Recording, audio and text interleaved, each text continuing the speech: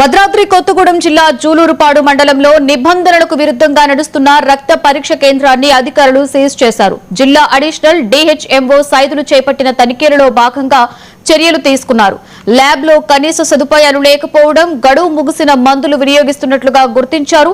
మండలంలో పెరుగుతున్న kidney వ్యాధులపై survey నిర్వహిస్తూ బాధితులతో మాట్లాడుతున్నట్లు సైదులు తెలిపారు. అక్రమ ల్యాబ్లపై కఠిన చర్యలు తీసుకుంటామని హెచ్చరించారు. భద్రాచలం ఈ మధ్య కాలంలో మనకు జూలూరుపాడు మండలంలో కిడ్నీ వ్యాధిగ్రస్తులు ఎక్కువ ఉన్నారని తెలిసింది. దాని నిమిత్తం మన ఒక ఎంక్వైరీ టీమ్ని ఏర్పాటు చేయడం జరిగింది.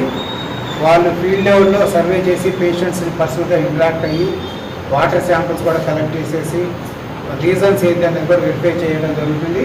అదేవిధంగా వాళ్ళు ఏమైనా హై డోసేజ్ ఆఫ్ స్టెరాయిడ్స్, నొప్పులకు సంబంధించినటువంటి డైక్లోఫెనాక్ ఇంజెక్షన్స్ ఏమైనా తీసుకున్నారా అనేది కూడా వెరిఫై చేసేసి కిడ్నీలకి జబ్బులు ఎందుకు ఇక్కడ ఎక్కువ అవుతున్నాయి అన్నది కనుక మనం ఇక్కడ